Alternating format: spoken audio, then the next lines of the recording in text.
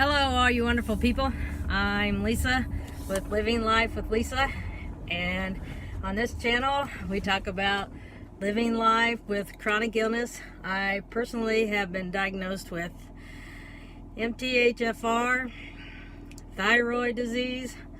That's probably just a small list of it, and dementia is the biggest one right now for me.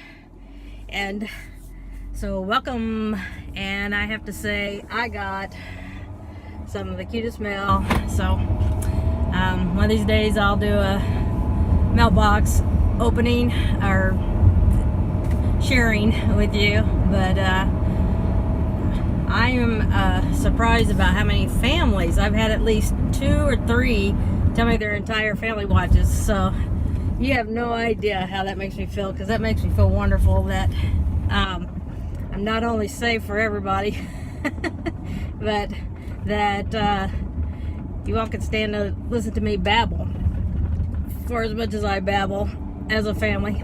So thank you very much for that.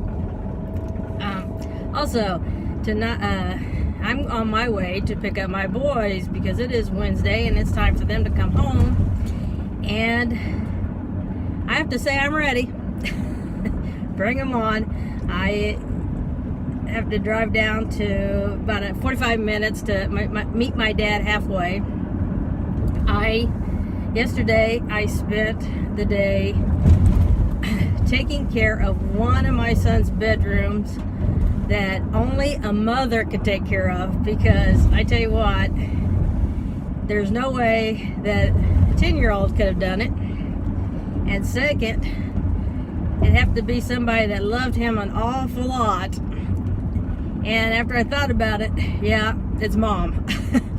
And so we got taken care of. We made a deal though, and so I'm going to make him stick to his deal. But anyway, everything is good. And the only thing is while I was in there last night, I fell, but I didn't get hurt. So I put my necklace on that I'm supposed to wear all the time. Notice I don't have it on today, but I have a necklace that I'm supposed to wear so that if I fall or need help when nobody else is there, then I can press a button and it has an activator on it that if I fall, it automatically, if I don't respond to them, it automatically sends an ambulance out. So after I fell and got back up, I went and put that on after the fact, but I didn't get hurt from that. I did hurt myself doing everything that I was doing, trying to catch up on some stuff, and that's not, I don't know, because the old me would have kept going until it was done no matter what, and we would have thought nothing about it. Now with dementia, I'm doing it and getting it done no matter what, and I'm not being safe while doing it. So how do we say that then? How do we say, is that dementia or is that just my personality? Because I'm in excruciating pain today, believe it or not. But I've got a heated seat and I have all those back problems, and my back is screaming, and so I've got the seat warmer on and it works as a heating pad.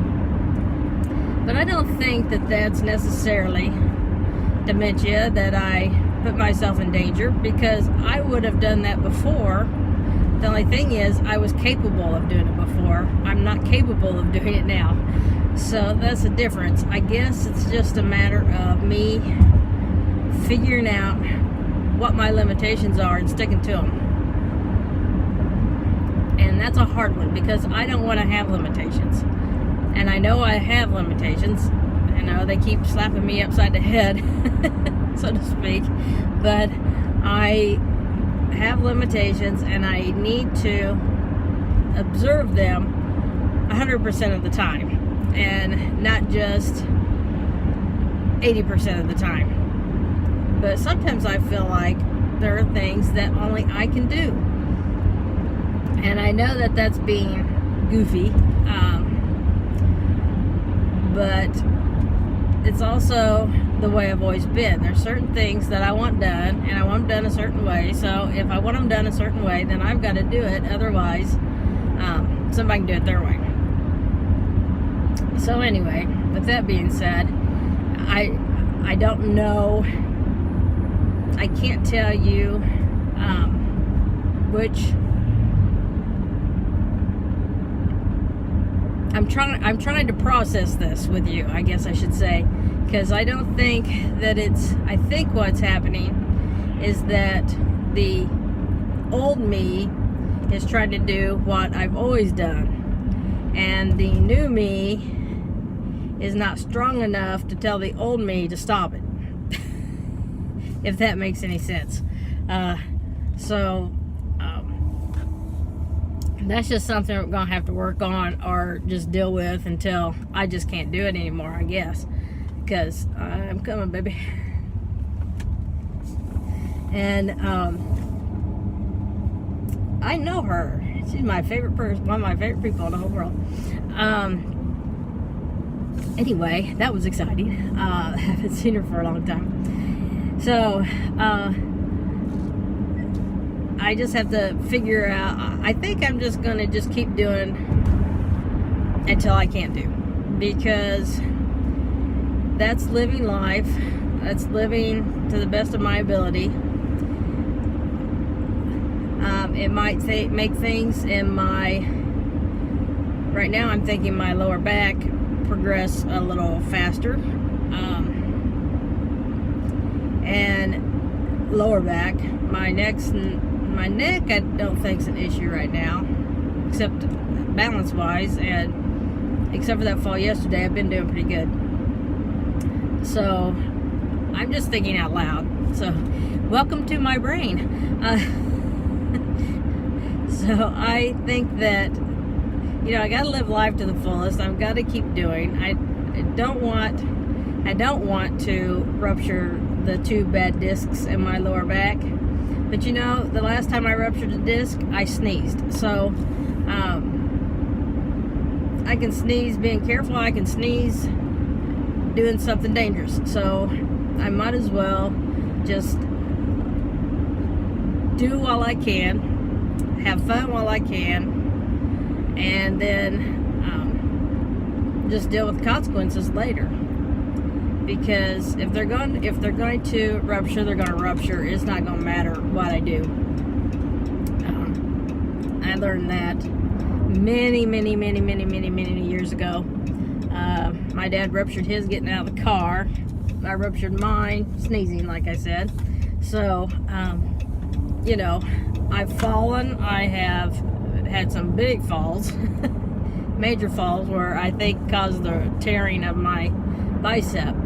But it didn't hurt my back. So with that being said, right now I'm on the injured list for a little while, and I will see how that does in the next couple days. I'm going to take my kids skating on Friday night. I will watch. I don't see any way that I can skate, because right now I need my cane,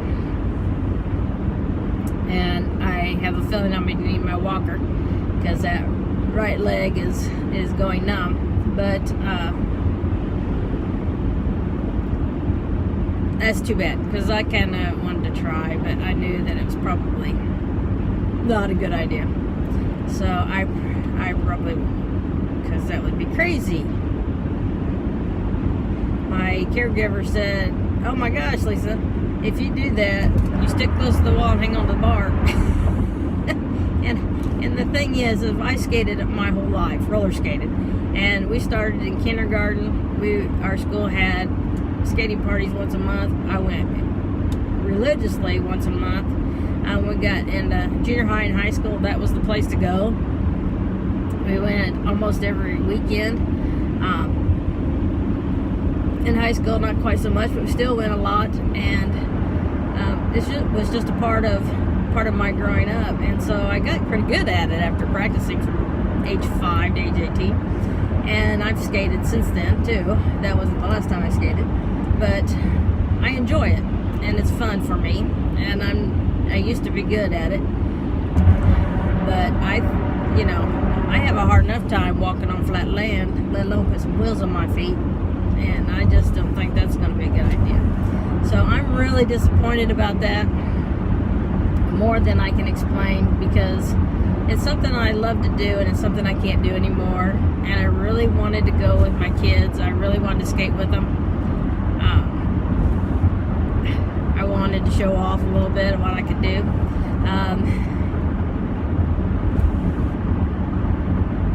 But the reality is I can't. And this is not going to be one of those I don't edit, because I'm talking for 45 minutes, and you're not going to listen to this for 45 minutes. I'm going to upload for 45 minutes. But, it's just kind of heartbreaking that there are things being snatched away from me that I enjoy. And